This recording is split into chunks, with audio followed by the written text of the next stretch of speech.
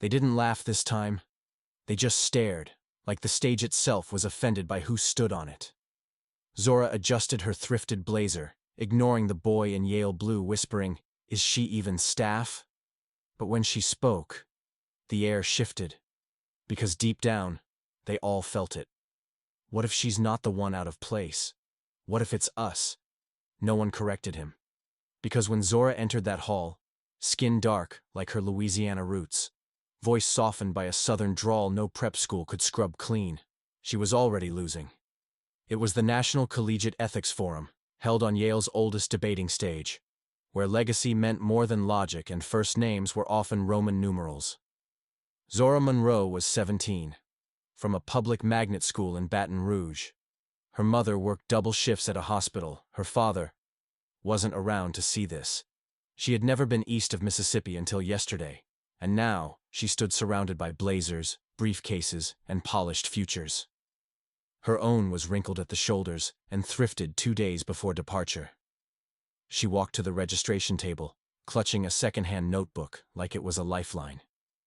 Behind her, someone murmured, "Is she even on the list?" The boy in the blazer smirked again. "Maybe she's with catering." His name was Thatcher Wells IV, son of a senator, reigning champion of last year's final. He was tall, white, golden-haired, and sharp like cold steel. The kind of boy who'd never been told no. Zora didn't flinch, but her fingers gripped her notebook tighter. At the far end of the hall stood a tall woman in all black, organizing speaker rotations. Her name was Professor Lorraine Ashe. Decades of battle hardened into a stare that silenced rooms. Tenured at Yale, respected, feared, and black. When her gaze met Zora's across the room, something passed between them. Not warmth. Not yet. But not indifference either. Just recognition. The opening ceremony dragged on. Icebreakers. Banter. Ivy League arrogance wrapped in fake politeness. Zora kept to herself. She sat by the tall windows in the library that night, highlighting Supreme Court cases under a flickering desk lamp, sipping vending machine cocoa while the others gathered in posh dorm lounges, exchanging college essays and future internships. Nobody invited her. But her mother's words did. "Don't let them decide who you are, baby. You're already enough." The next morning, the resolution dropped. Merit should be the sole basis for academic selection. Zora stared at the words. Her breath caught. The irony wasn't subtle. This was no debate. This was a war disguised in formality. She wasn't just arguing a point. She was arguing her existence. At noon, the first round began. Names were called. Applause flowed like it knew who it belonged to. Zora was dead last. She watched from the shadows as Thatcher opened with charm, stats, and rehearsed wit. The audience laughed on cue. Judges smiled, pens scratching approval. One by one, the others followed. Confident, shiny, mechanical. And then, Zora Monroe, Baton Rouge Public Forum. The room didn't clap, just shifted. She walked slow, steady, past the faces that didn't believe in her. Felt the walls tilt against her. At the podium, she unfolded her notebook, cleared her throat.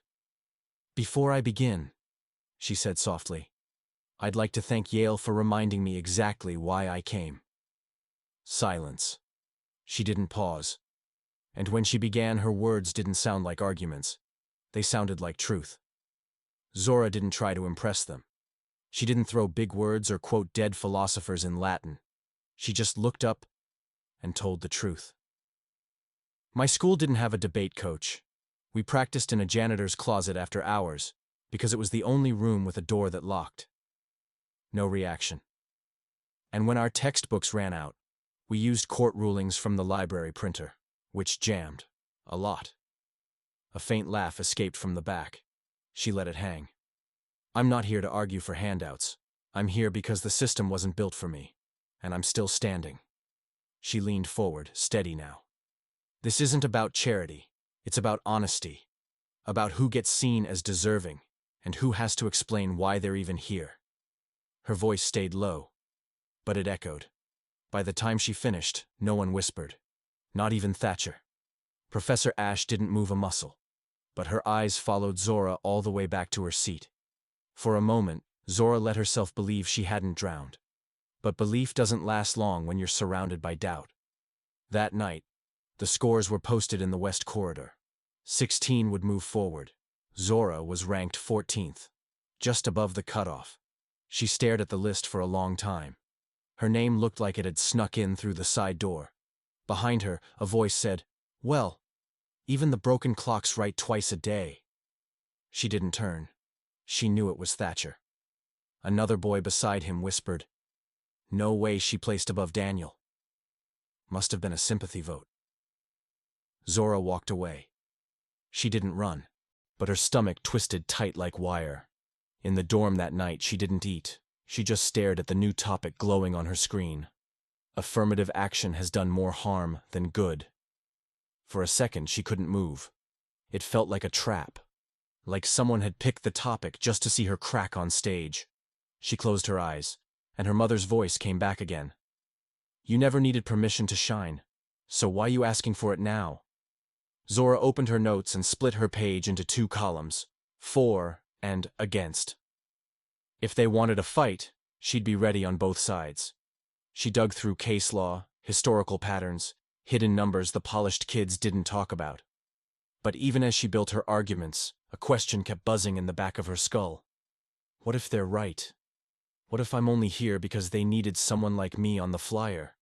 She pushed the thought away, pushed harder. The next morning, the debate hall smelled like wood polish and cold ambition. Zora sat in the 3rd row, clutching her outline. Her name was second this time. Thatcher was still first. He stepped up, beamed, and began. His argument was sharp, smirking. "Merit is colorblind," he said with a smug tilt. "We don't need to bend standards for people who can't meet them." Someone in the crowd chuckled. Zora didn't blink. When her name was called, she walked slowly. This time, she didn't look at Thatcher.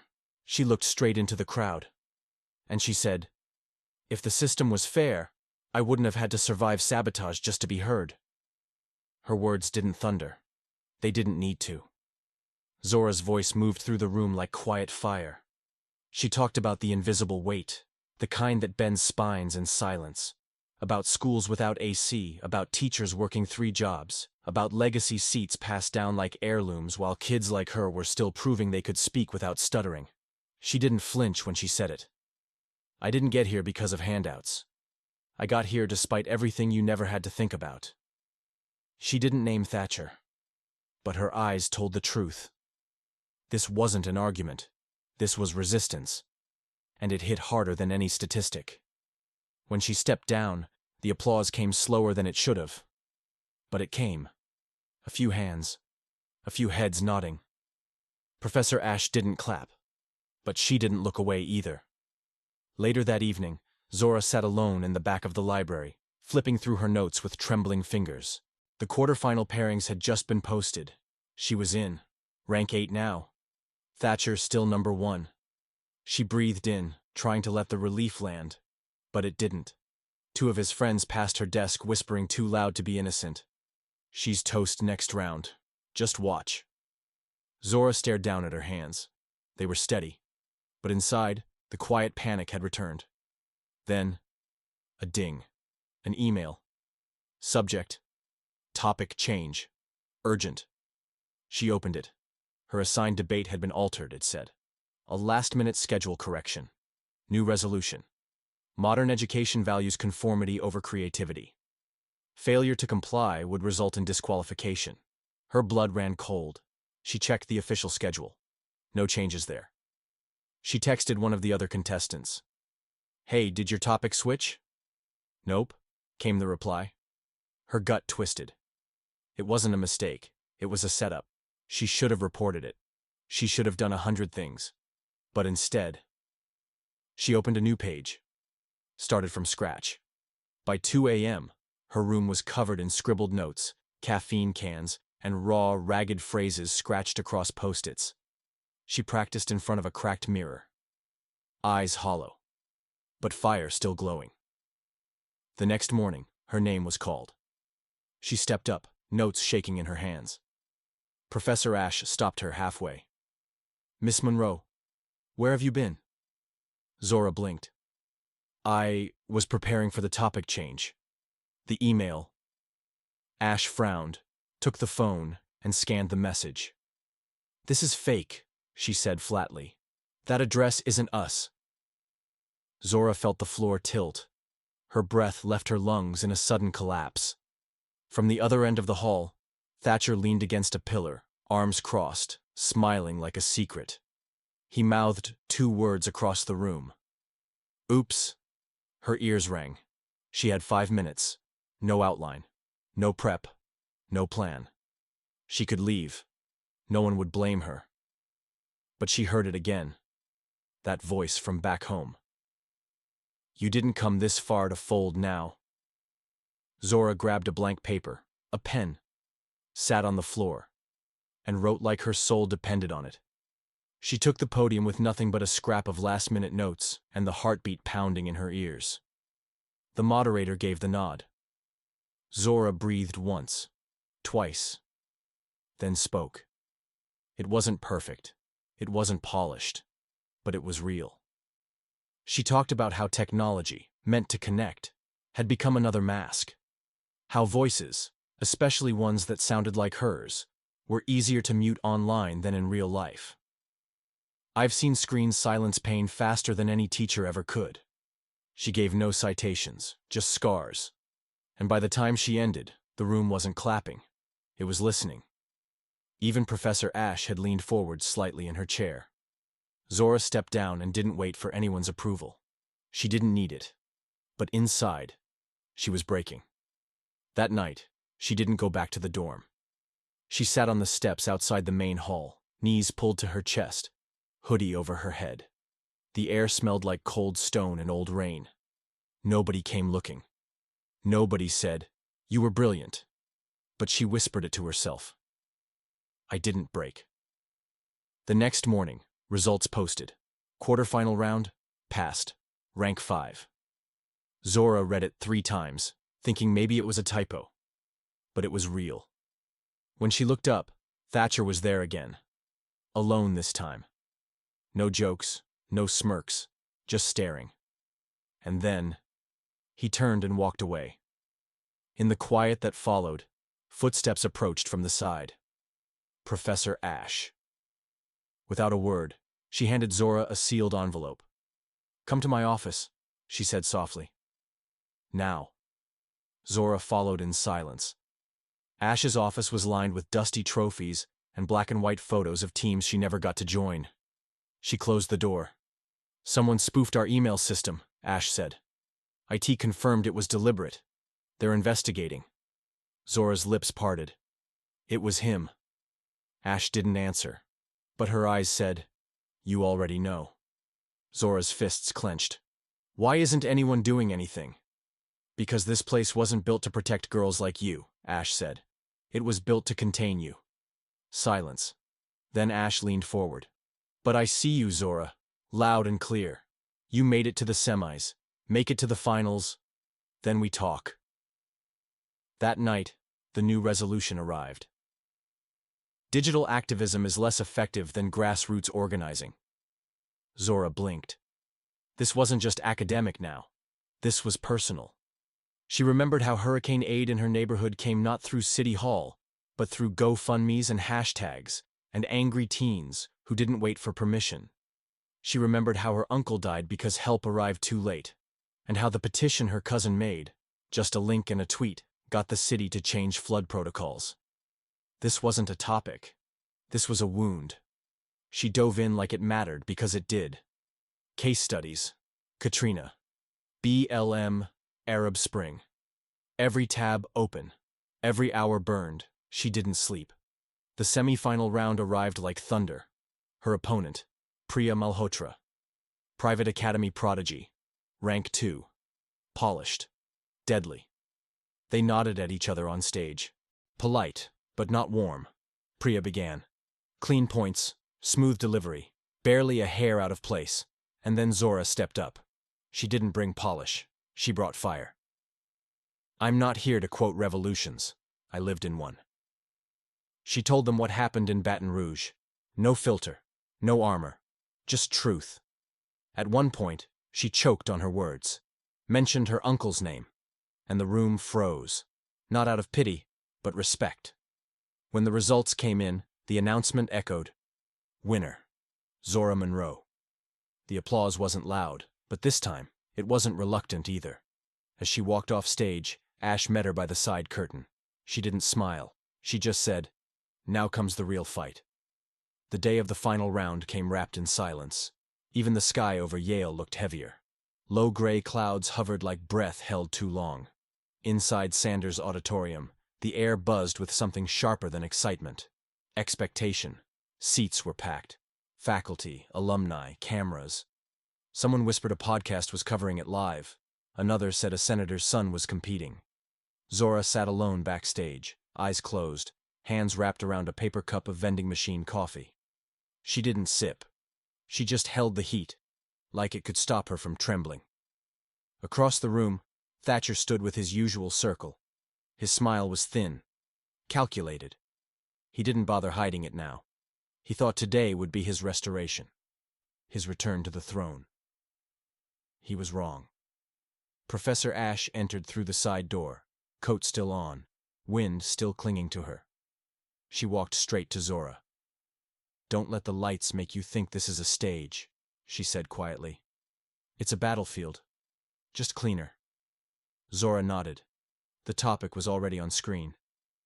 Traditional institutions are the best protectors of academic integrity. Zora almost laughed. Of course. Of course they would ask her to defend the very system that had tried to bury her alive, but she didn't flinch. When they called their names, the crowd clapped louder for Thatcher. Expected. She didn't even hear it anymore. Thatcher opened with fire. He spoke of honor codes, generational excellence, the sacred trust of legacy institutions. He quoted deans, presidents, and policy manuals like they were scripture. He painted Yale as a cathedral of meritocracy. Zora watched, then stood. Her feet felt heavier than usual, but her voice, sharp, clear, dead calm. "I know what integrity sounds like," she began, "and it's not always written on marble walls." The room shifted. She told them about the fake email. Not directly, but enough. She described systems that close ranks when you don't look like their future. She didn't plead. She didn't even raise her voice. She just let them feel the weight of what they already knew. "Institutions only protect what they value," she said, locking eyes with Thatcher. "And too often, they don't value the truth, just the illusion of fairness." Gasps. One or two. But the silence that followed was louder than anything. Then came cross-examination. Thatcher snapped like a whip.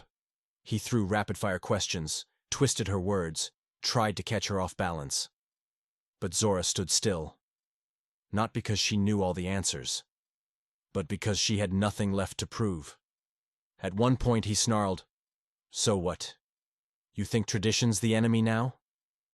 Zora tilted her head, calm. "I think tradition is only worth defending if it doesn't need to cheat to survive." For the first time all week, Thatcher had no comeback. He looked down.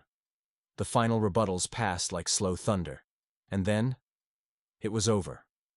No applause this time. Just that tight, electric hush. Like everyone in the room knew something had shifted. But no one wanted to say it yet. Backstage, both debaters waited in opposite corners.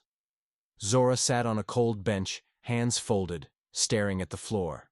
Across the hall, Thatcher paced like a caged prince. A voice came over the hallway speaker.